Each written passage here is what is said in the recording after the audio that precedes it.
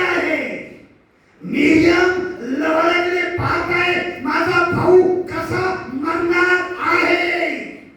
त्या क्षणाला फारोची कन्या त्या फरात नदीवर आली आणि त्या कन्येच्या मैत्रिणीने जाऊन पाहिलं की पेटारा आहे. तिने तो उचलला, फारोच्या कन्येकडे घेऊन आली, पेटाऱ्यावरचं झाकण काढून टाकलं आणि बाळाचा रडणारा आवाज मिरियमच्या कानावर गेला. Praise the Lord! मरणासाठी टाकलेला मोशे हा देवाच्या लोकांनो मिरियमच्या समोर गेला. बाळ रडत आहे, बाळ रडत आहे आणि राणीच्या डोळ्याला पाजर फुटत आहे. मुलगा रडत होता. Praise the Lord! Praise the Lord! बाळ पेटाऱ्यातून रडत आहे आणि राणीच्या डोळ्याला पाजर फुटत आहे. ती म्हणती, तिला त्याचा कळवळा आला. तिला त्याचा कळवळा आला. आला. व ती म्हणाली ते कोणातरी इब्रायचे बालक हे आहे. कोणातरी इब्राचं बाळ आहे जे माझ्या बापाने मरण्यासाठी टाकलेलं आहे. चूक माझ्या बापाची आहे, ते लेकराला मारण्यासाठी आहे. आता मला ती चूक करायची नाही. ती राणी पुढे म्हणाली, काय म्हणाली? तेव्हा त्या बालकाची बहीण फारोच्या मुलीला म्हणाली, हा. आपल्या करता हा. मुलास दूध पाजण्यासाठी हा. इब्री स्त्रियातून एखादी ताई बोलावू काय? बस. काय म्हणाली मिरियम? आपल्या करता म्हणजे कोणाकरता? फारोच्या बहिणी करता, कोणाकरता? फारोच्या मुली करता. कोणाकरता? लक्षपूर्वक ऐका. Timing, God change the timing. देव वेळ बदलत आहे. मोठो बाळ जोपर्यंत लवाळ्यात भीतीत आहे तोपर्यंत तो इब्र्याचा आहे. त्याला वाचवायचंय की मारायचंय? प्रॉब्लेम कोणाचा आहे? कोणाचा आहे प्रॉब्लेम? त्याच्या घरच्याचा. बरोबर. आता ते बाळ फारोच्या कन्येच्या हातात गेलेलं आहे. मिरियमने धसकन श्वास सोडला आणि त्याच्याकडे पाहते. माझा भाऊ रडत आहे. तो फारोच्या कन्येच्या जवळ आहे. मिरियम त्याच्या जवळ जाऊन म्हणाली, काय म्हणाली? आपल्या करता मुलास कोणाकरता? आपल्या हे महाराणी तुझ्या करता. भाऊ कोणाचा? आणि राणीला काय म्हणती? आपल्या करता. आपल्या करता. या बाळाला दूध पाजणारी आई आणू का? तुझ्या करता बरं का, माझ्या करता नाही. Praise the Lord. देव वेळ बदलणारा आहे. मिरियम म्हणाली, आता हा भाऊ माझा नाही, हा तुझा आहे. Praise the Lord. हा प्रॉब्लेम कोणाच्या हातात गेला आता? फारो राजाच्या मुलीच्या. आणि मग रडतय बाळचा प्रॉब्लेम कोणाचा? मुलीचा. कोणाचा? राजाच्या मुलीचा. कारण ती कुमारी आहे, ती काय आई नाही. बाई तुझ्याकडे पैसा आहे, तुझ्याकडे धन संपत्ती आहे, तुझ्याकडे नोकर चाकर आहे, तुझ्या हातात बाळ आहे, पण तुला दुधाचा पाना आता जर दूध पाजायचंय तर प्रॉब्लेम तुझ्या समोर आहे. एक काम करू का? म्हणजे काय, याला कोणती आई शोधून आणू का? दूध पाजण्यासाठी इब्री स्त्रियातून एखादी ताई बोलावू काय? एखादी गाई बोलू का? मग फारोच्या मुलीने तिला म्हटले, हा, जा बोला. बोलाव ना. God change our situation.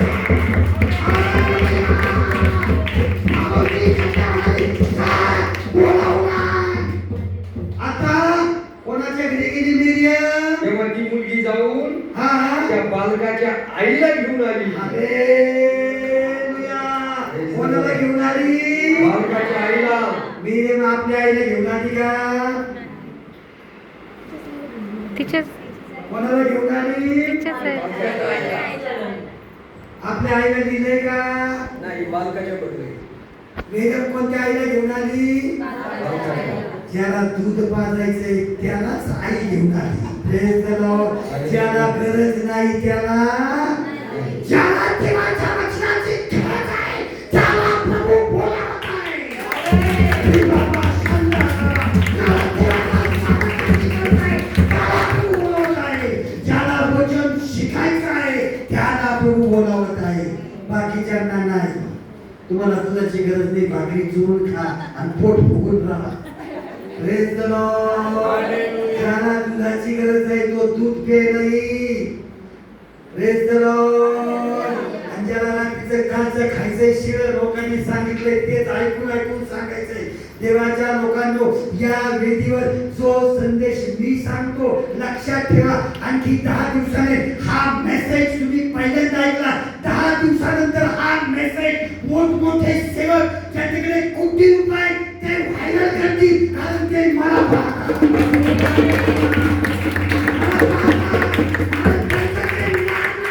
त्यांच्याकडे पैसा आहे, पण माझ्याकडे माझ्या देवाचं ज्ञान आहे. पैसा नाही, कारण पैसा संपणार आहे. एका रात्रीत मोठा सकाळी बंद होणार, कोंबडा कोकायच्या अगोदर मोठा बंद. पैसा कधी बंद पडू शकतो, पण ज्ञान कधीच जात नाही. देवाचं वचन सांगतं स्वर्गातून उतरणारं ज्ञान मुळातच शुद्ध आहे. हालेलुया. ही मुलगी धावत पळत त्या बालकाच्या आईकडे गेली. Praise the Lord. हा, संजीवाच्या कुठे गेली? बालकाच्या आईकडं. हा, वाचा. लेखा सापडलाय का? ठेवलाय का? हा. फारोच्या मुलीने तिला म्हटले, जा बोलाव. तेव्हा ती मुलगी जाऊन त्या बालकाच्या आईला घेऊन आली. हा, फारोच्या मुलीने तिला म्हटलं, हा, या मुलाला घेऊन जा त्या मुलाला घेऊन जा. आणि माझ्या करता, हा, कोणा करता? माझ्या करता हा, याला दूध पास, हा. म्हणजे मी तुला वेतन देईन. Praise the Lord. Hallelujah. Praise the Lord. 3 महिन्याचा लेकरू आहे, 3 महिन्याचा. काय वाचलं मी? वाचा पटकन. फारोच्या मुलीने तिला म्हटले, हा. मुलाला घेऊन जा आणि माझ्याकरता याला दूध पाज, म्हणजे मी त्याला वेतन देईन. म्हणजे मी तुला वेतन देईन. Praise the Lord. आणखी कोण वाचतंय? वाचा पटकन. बोलतंय का? कोणाची ओळख आहे का? कोणाला ओळखतंय का? देवाच्या लोकांना असं आशीर्वादित लेकरू आहे, 3 महिन्याचं, पण आईला गव्हर्नमेंटचा जॉब लावली. हालेलुया. कोणाचा जॉब आहे? कोणाचा जॉब आहे? गव्हर्नमेंटचा. लेकरू किती महिन्याचं आहे? 3 महिने. किती महिन्याचं आहे? 3 महिने. आणि आईला जॉब कोणता दिला? गव्हर्नमेंट. हालेलुया. जेव्हा ते आपल्या बरोबर असतो तेव्हा God change एवढी सिच्युएशन ते प्रत्येक वेळ बदली करत असतो. मोशे फारोच्या कन्येच्या हातात आहे आणि फारोची कन्या त्याला विनंती करून म्हणती, काय म्हणती? माझ्या करता. मोशेच्या आईला म्हणती, माझ्या करता या बाळाला दूध पाज. कोणा करता? माझ्या करता याला दूध पाज, म्हणजे मी तुला वेतन ती देईन. आई त्याला डबल पाजणार आहे, कारण तिचं देली गुरु आहे ना. Praise the Lord. किती पट देणार आहे? डबल देणार आहे. आणि लेकरू तिचं आहे.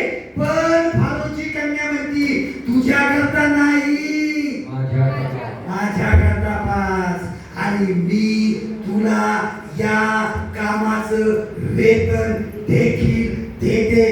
जेव्हा मोशे फारोच्या कन्येच्या हातात गेला तेव्हा त्याने आपल्या आई बापाची परिस्थिती बदली करून टाकली. आता मोशेला घेऊन आले इब्री घरात. कुठे घेऊन आले? इब्री घरात. आता मोशे कसा आणला? त्याच्या आई बापाने, मिरियमने, आरोनने कसा आणला? आता काही मरणाची भीती आहे का? आता काय करतो? आता कुणी पाठवला? फारोच्या कन्येच्या द्वारे आलो. आता कुणी पाठवला? 3 महिन्यापर्यंत लपवून ठेवणं शक्य नाही, पण आता 3 मिनिटात जेव्हा परत घराकडे येतो, जाताना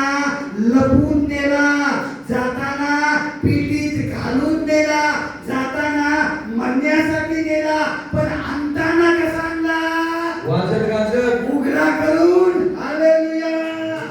हे पहा इब्रियाचा मुलगा आहे आणि याच्यासाठी मला गव्हर्नमेंटचा जॉब मिळाला आहे आणि तो माझाच आहे. हालेलुया. जाताना मरण घेऊन गेला आणि येताना जीवन, अधिकार, पैसा, सामर्थ्य, पावर स्वतःच्या घरासाठी घेऊन आला.